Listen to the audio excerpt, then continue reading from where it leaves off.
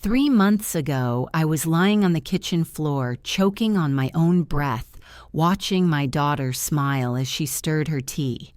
She didn't call 911. She didn't ask if I was okay. She just stared down at me like she was watching a show and said, "Guess you should have checked the ingredients yourself." That was the moment I knew I wasn't sick, I wasn't unlucky, I wasn't dying by accident. I was being erased by the very girl I gave birth to, and it only got worse from there, because she wasn't alone. Her father, the man I divorced 15 years ago, was behind it, and so was his mother. They all wanted me gone, dead, buried, forgotten. But I didn't die. I woke up, and when I did, I didn't scream, I didn't cry, I didn't beg. I made a list, and now I'm crossing off names. One by one.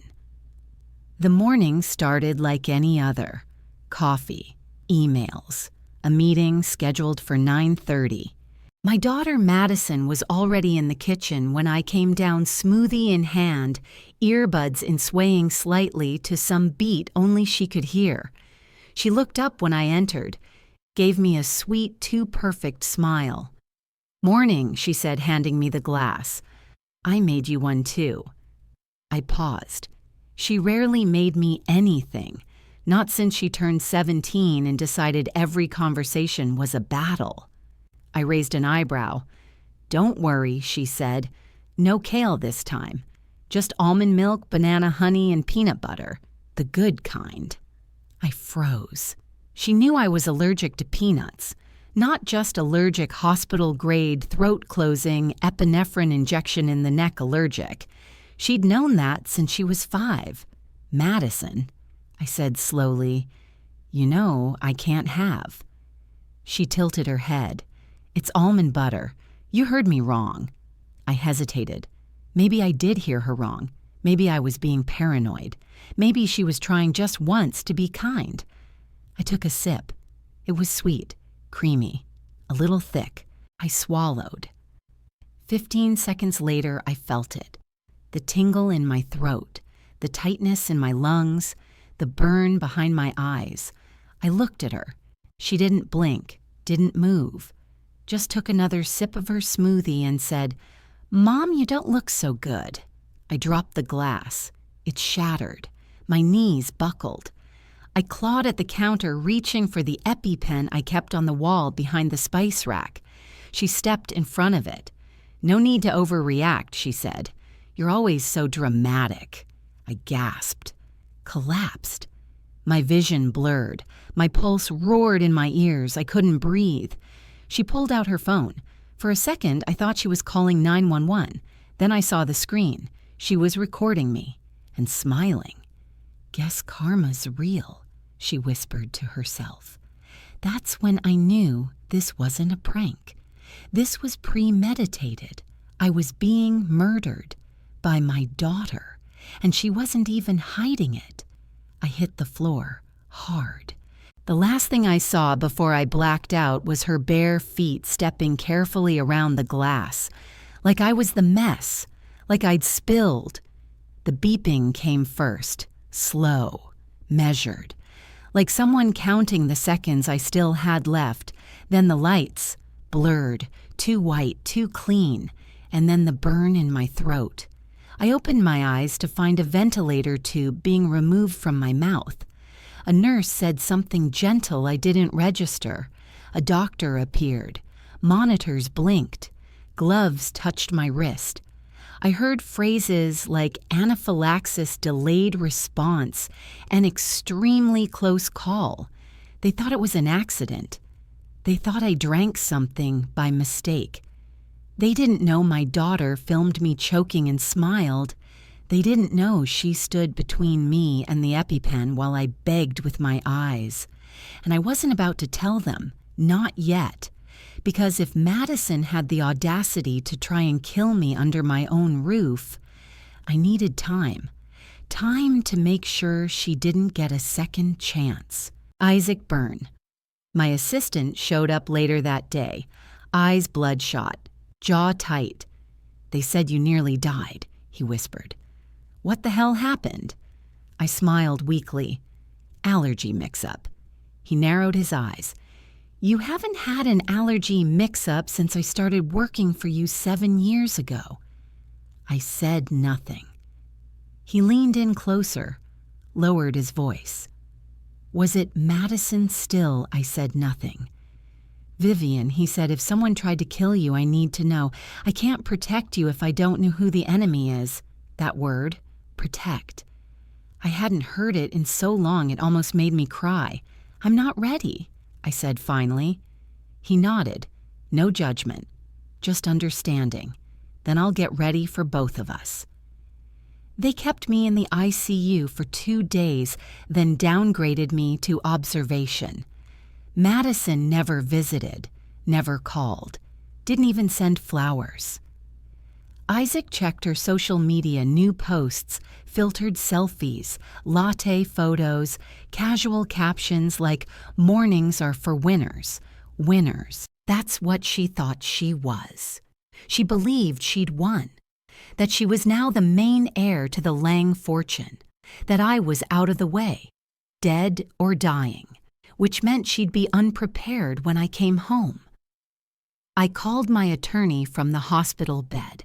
Freeze all joint accounts, I said. Is this about Madison? Yes. You're cutting her off. No, I said coldly. I'm cutting her out.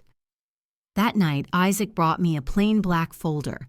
Inside were printouts, transactions, transfer logs, texts Madison had exchanged with her father, Andrew, over the past 6 months. She'd been planning it. They'd all been planning it. Andrew, my ex-husband, still bitter that I kept the company. Madison raised on resentment and empty praise.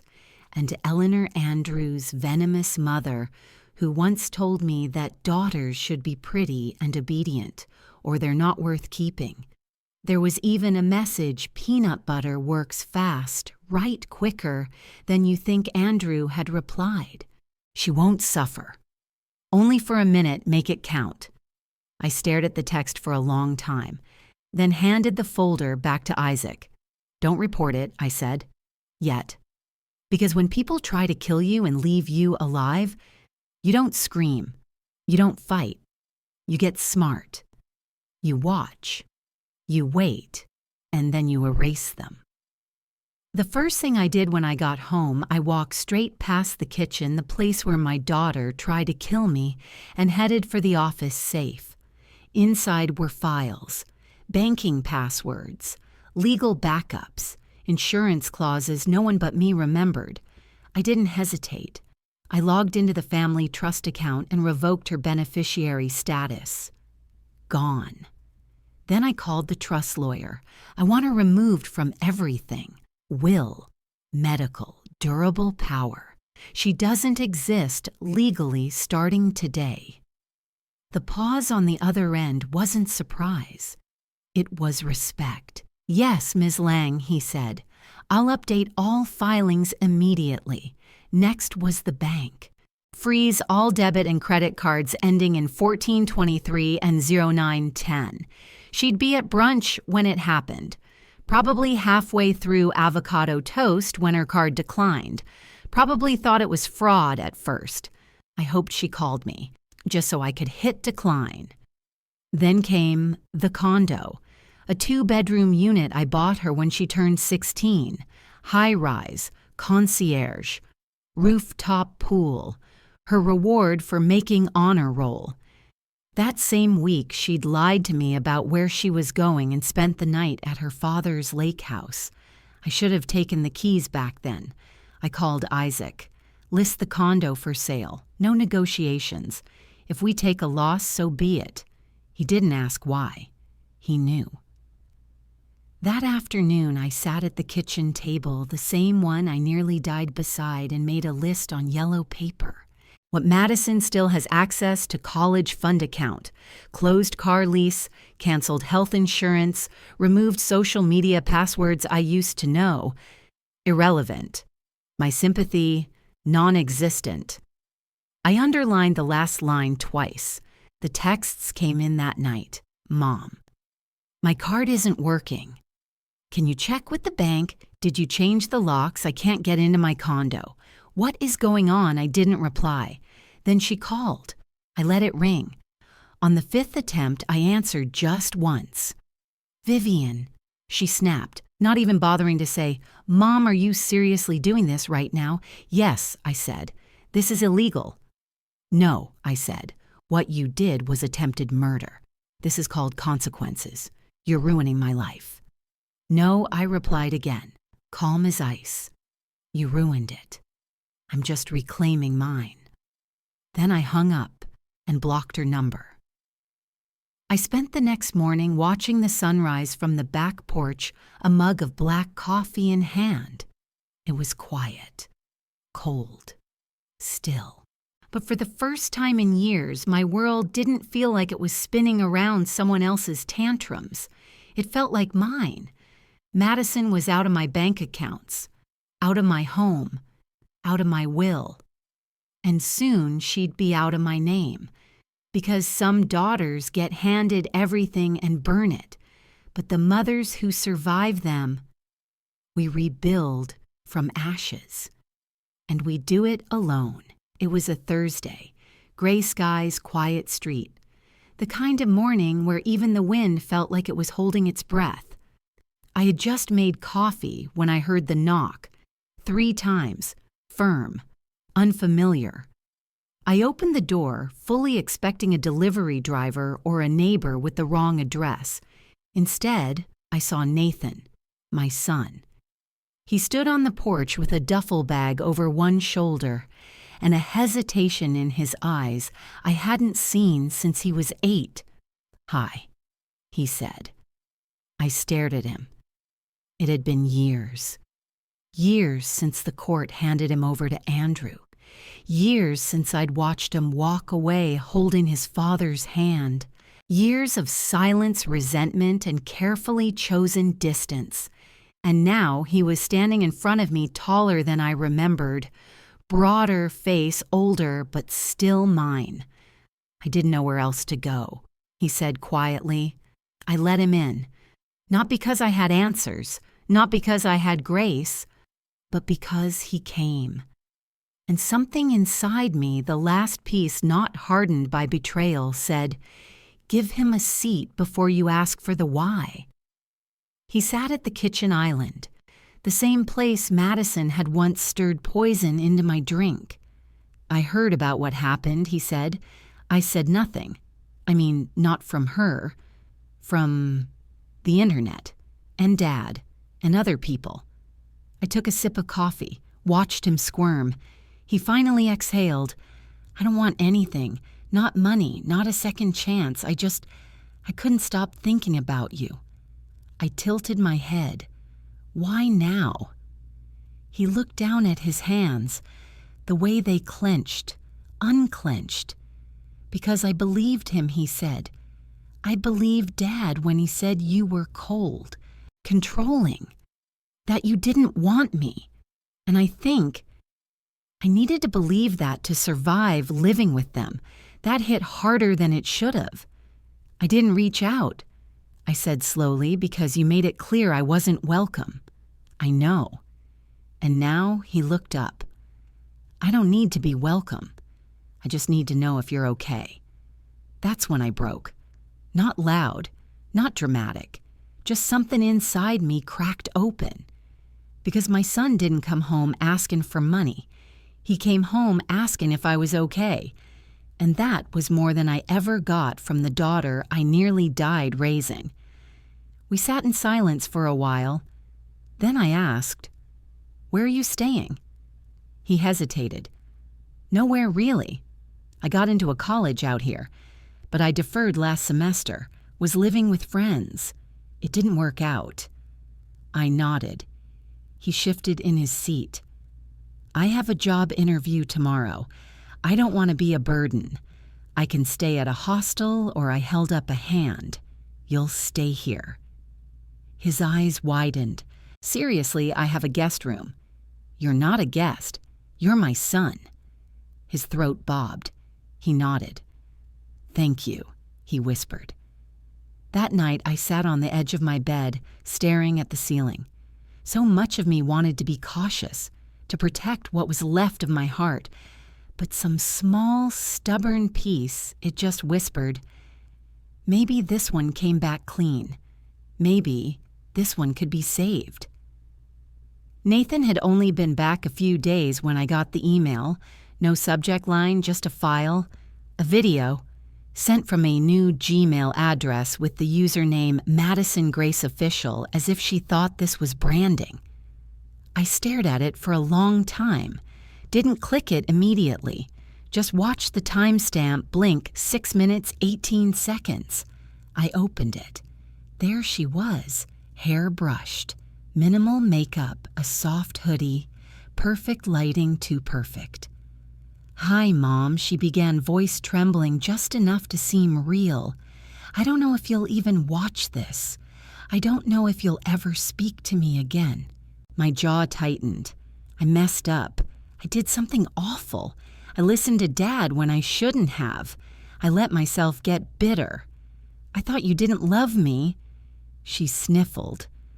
"I didn't mean for it to go that far. I didn't think you'd actually drink it.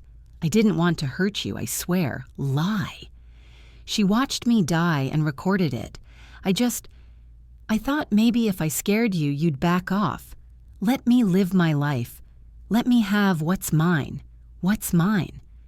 There it was, the rot peeking through the tears. She still thought my life, my savings, my company, my house was hers by birthright. Anyway, I'm getting help, therapy. I'm living with Dad now, but it's not what I thought it would be. He's not great. I almost laughed. I hope one day you can forgive me, or at least remember the version of me before everything went wrong. I closed the video, didn't finish it, didn't need to. I forwarded it to my lawyer with one line, "Keep this on record. For when she sues me for the inheritance I already took her out of."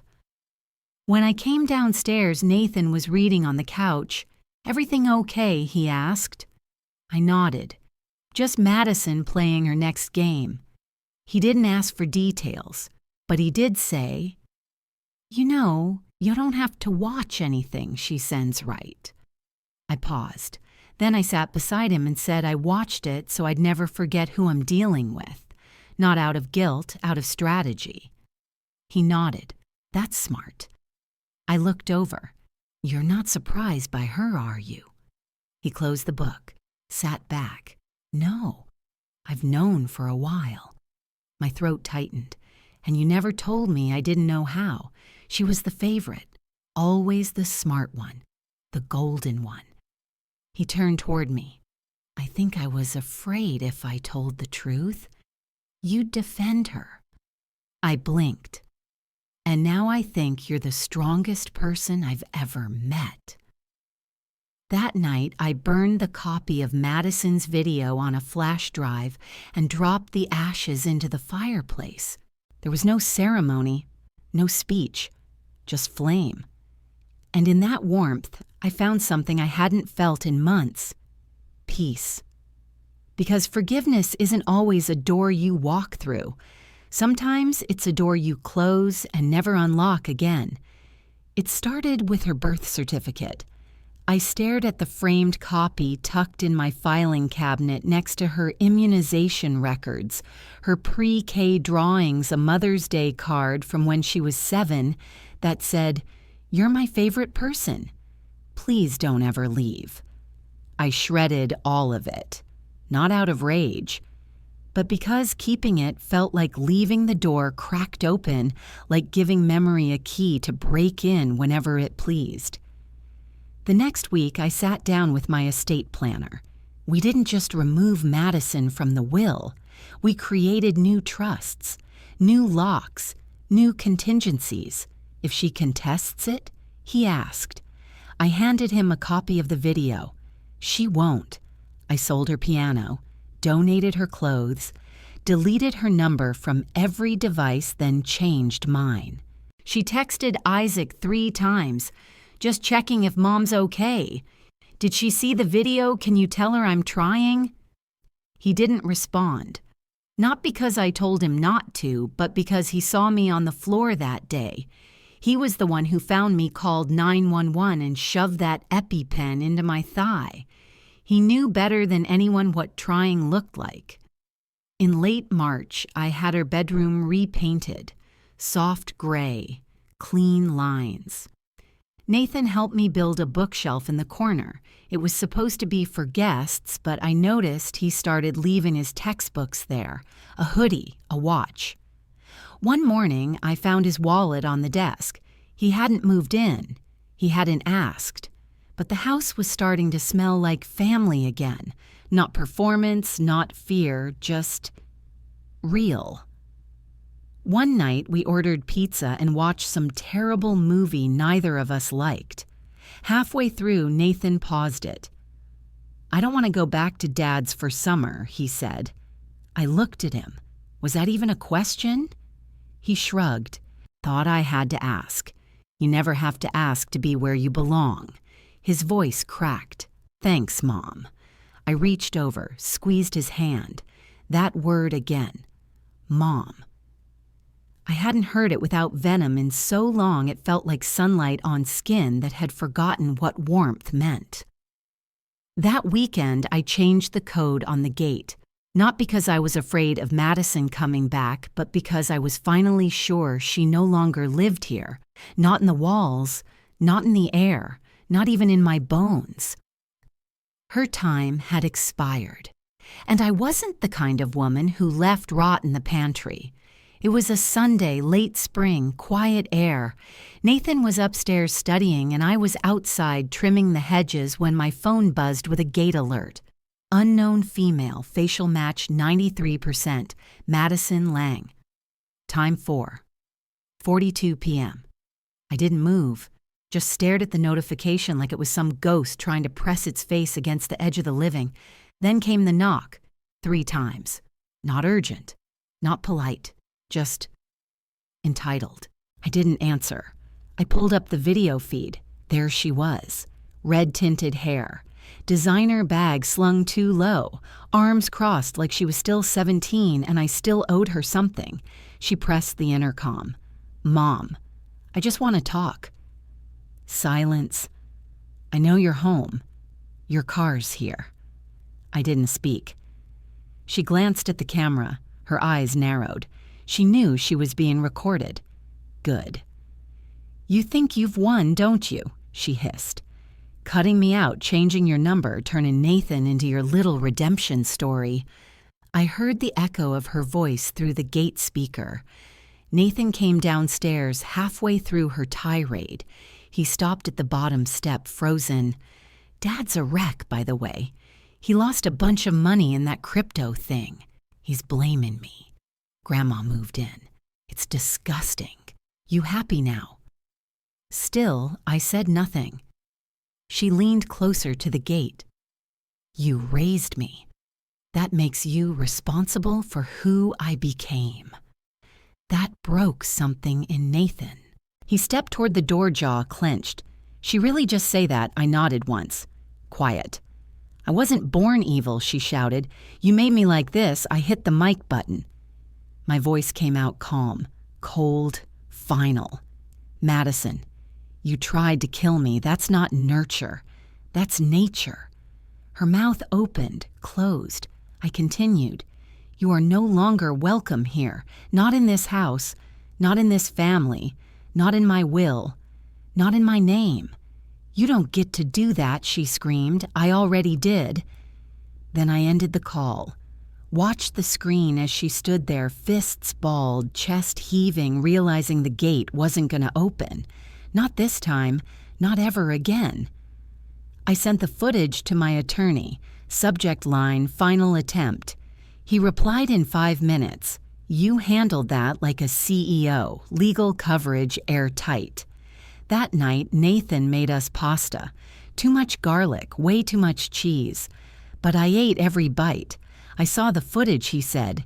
"She's gone, huh?" "Not gone," I corrected. "Closed." He didn't ask what I meant. He just said, good. And for the first time in a long, brutal stretch of years, I believed him. Because some people return to the gate hoping for mercy, but others finally learn that some locks are never meant to open again. It came in the mail.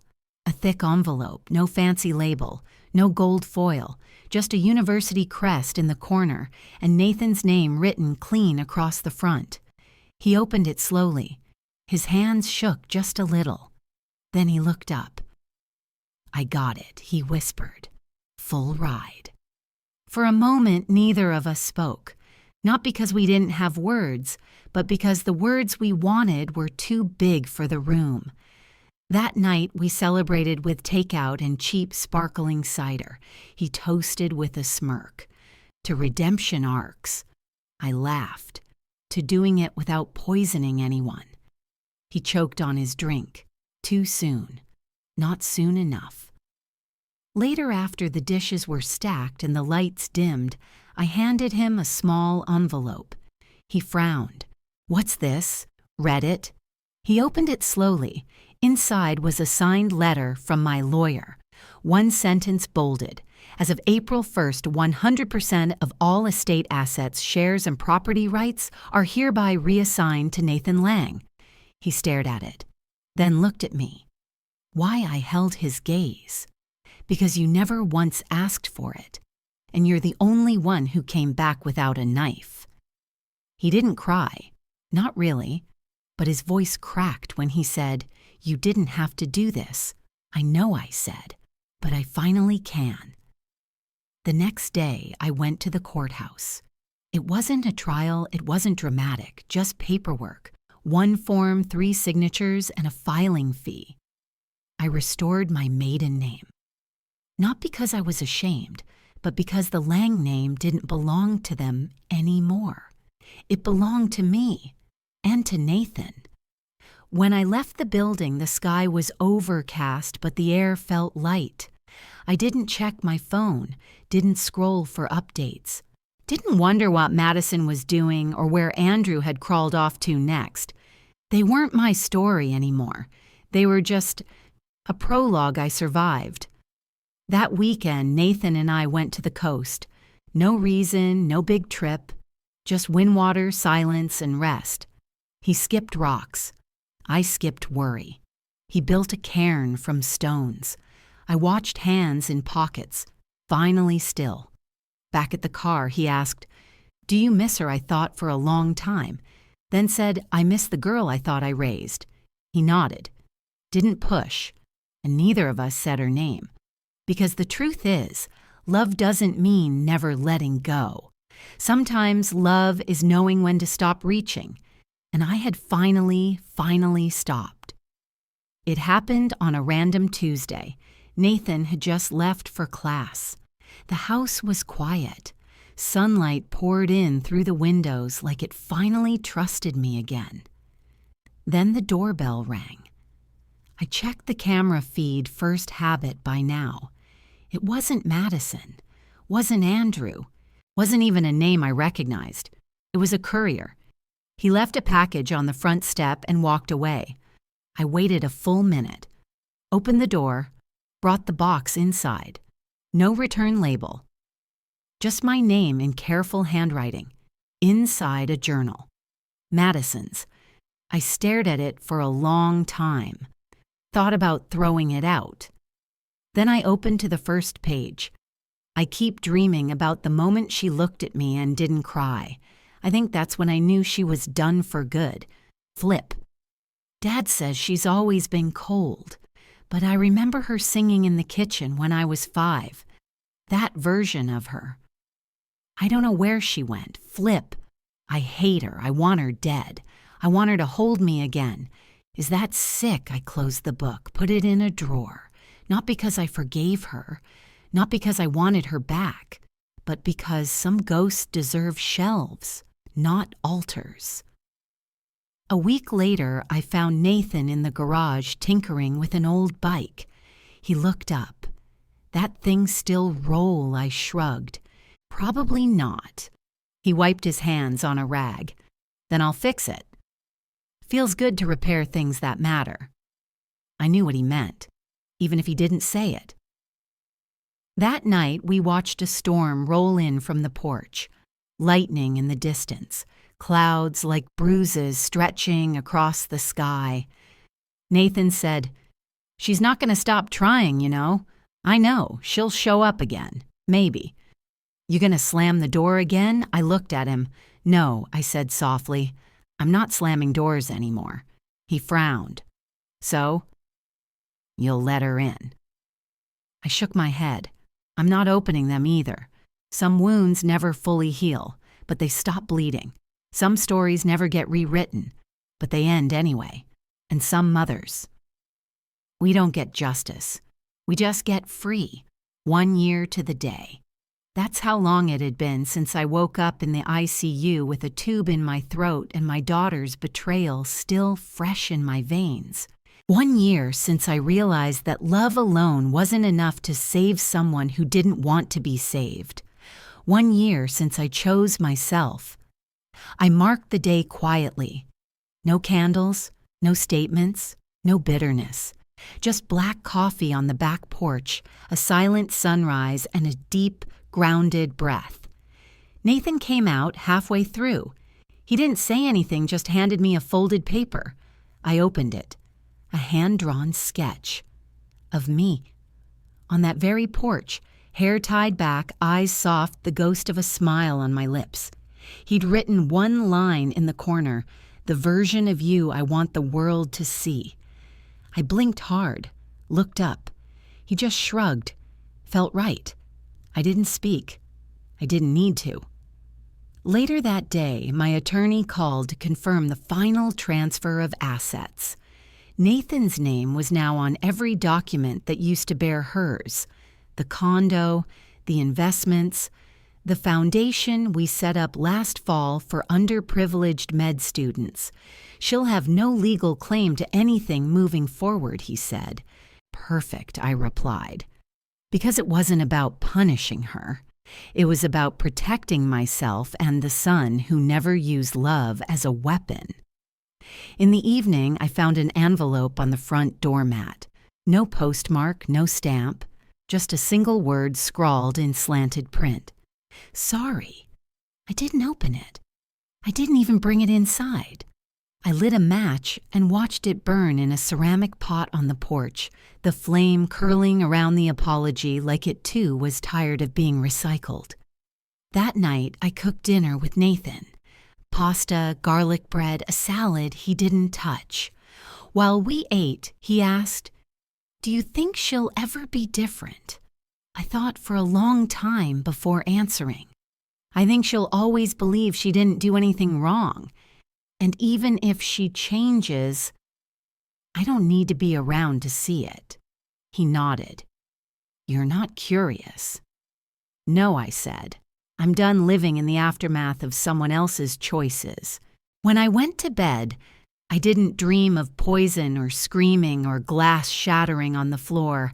I dreamt of water, calm, endless blue, and I woke up with no weight on my chest, no memory dragging me under, just a clear, quiet morning and the sound of Nathan humming in the kitchen, a life moving forward. Because I didn't survive for revenge. I didn't survive for forgiveness. I didn't even survive for her to understand what she took from me. I survived so I could be here now free, whole, finally mine again.